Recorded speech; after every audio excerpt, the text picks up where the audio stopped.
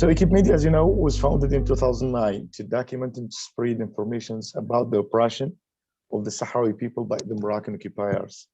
And our activities are criminalized by Morocco. We are one of very, very few groups to get information out of the occupied territories since journalists are not permitted to visit. We so recently estimated more than 500 journalists and observers have been banned or deported from occupied Western Sahara last 5 years.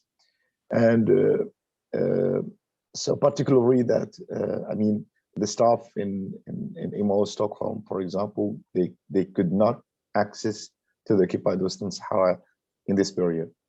We regularly publish news from occupied territories, and we are in contact with many international news agencies and human rights organizations, including United Nations mechanisms. Our members have been imprisoned, tortured, beaten, and have lost their employments because of their activism. Today, the group has around 25 members, and 3 of them are in prison. Bambari Mohammed was arrested in 2015 and sentenced to 6 years in prison. He's still in jail. He has a tumor in his neck, and he suffered a lot. He lost his, his mom, his dad, so while he was in prison. And just because he dared to report on the sensitive issue, which is the plundering of natural resources, and specifically so the fisheries in the occupied Western Sahara, or to report on the mine of the diamonds in the city of Dakhla, which is exploited by Moroccans with the Israelis. Bashir Khadda sentenced to 20 years in prison. He was arrested while in the biggest camp of Gdemizik, that mentioned by the professor Noam Chomsky as the event that sparked the so-called Arab Spring. And he's still in jail. He suffered he was isolated. And he suffered a lot also because he, since 3 or 4 years, his family couldn't visit him. So finally, Al-Khfauni Abdullahi was sentenced to life in prison also. He cooperated with the Cape Media. So let's give you an idea about how it's very difficult to be a journalist in occupied Western Sahara. So you are in the fire, so you put yourself in danger. But despite all the condemnation of the international community, United Nations mechanisms, Morocco is still obstinate and continue violate the international law because the French support mainly inside the United Nations Security Council. We need the international community to address effectively the humanitarian situation we are in, reveal the truth, and expose this malicious propaganda campaign by Morocco.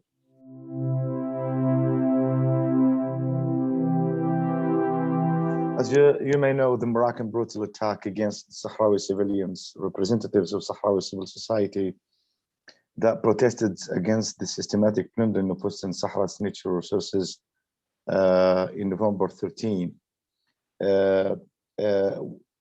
was ended a 29 ceasefire agreement between Morocco and Polisario. This agreement was a part of a peace settlement that enabled the Sahrawi to practice their rights of self-determination through a fair and a free referendum. Unfortunately, the referendum was never held. So the same day, November 13, 2020, there were mass protests in occupied city of Lyon, occupied capital of Western Sahara, against the Moroccan violations to show the world that the Sahrawi people are united and agree a single idea, which is combat and sacrifice. Moroccan occupying authorities were exercising a strong police force and had arrested several activists in Lyon, Smara, Boujdour, and Dakhla. So they are the biggest cities in occupied Western Sahara. These actions means to deterrorize the Sahrawi into submission. The Moroccan, I would state for 2 cases that the international medias have interested on was the case of Sultana Khaya, a Sahrawi female activist, when she returned back from a visit to Spain. So parallel with the Moroccan ceasefire by Moroccan occupying authorities, she put it into an house arrest, and so daily they attacked her and her mom, an old woman. She's 88 years old, and they prevented all the Sahrawi citizens and their relatives to came to their house. And then also the case of the Sahrawi political prisoners, that they are retaliated and they are a part of, the reactions of the Moroccan occupying authorities against them. They put them in isolation. They they attacked them daily. They beat them, as the case of Muhammad Amin Hadi, who entered in a open hunger strike, open-ended hunger strike on January 13th, and they prevented her families to visit him since he's in this hunger strike. In the case of we are living also, as you know, in these situations, in the global situations of the pandemic. The Moroccan states implemented the general confinement on March 2020, and declared the state of emergency with the aim to protecting what they say public health. But the COVID-19 pandemic and the measures and sanctions approved have been used and excused to increase suppression on Sahrawi activists and human rights defenders and journalists. Occupied territories exposed to becoming infected with COVID, limited access to healthcare resources, a lack of medical care and healthcare infrastructures in the region. You know that there is no hospitals, no infrastructure.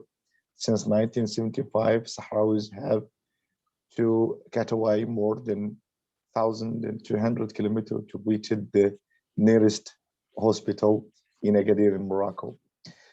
And while the Sahrawis were restricting, as recognized and practiced internationally, Moroccan occupying authorities were too permissive with the Moroccan settlers and workers, that they violated the travel ban and they accessed occupied territories to join, like Laayoune port, Dakhla plantations and farms in southwestern Sahara, Bukra phosphate deposits, and I think that increased the prevalence of the deadly virus.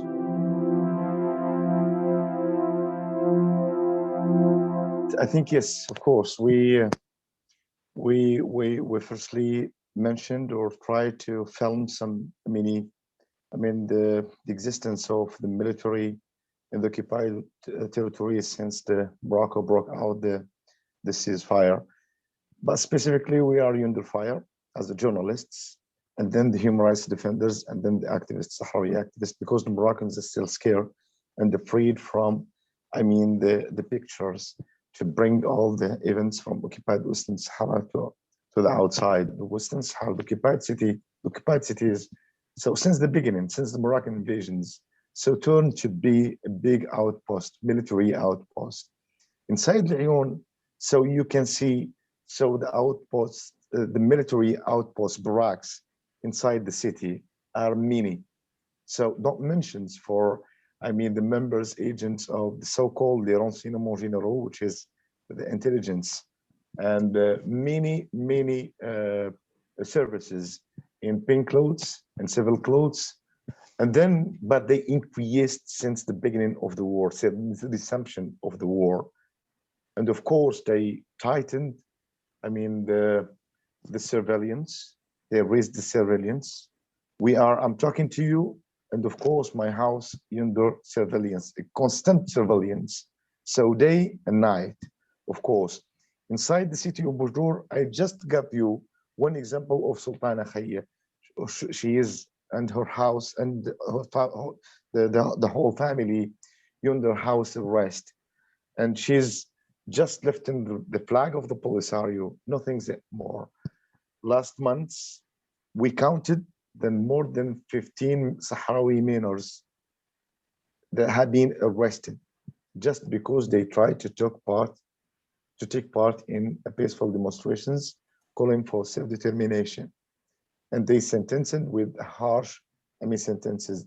One case of Khatri Daddah, who has been arrested and condemned with 20 years. He is 17 years old and condemned with 20 years in Smara just because he tried to film, he dared to film a peaceful demonstration.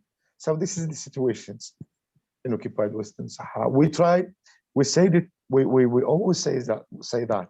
So we put ourselves in danger, and probably that we are waiting our turn to be the new victim of the Moroccan new wave of oppression.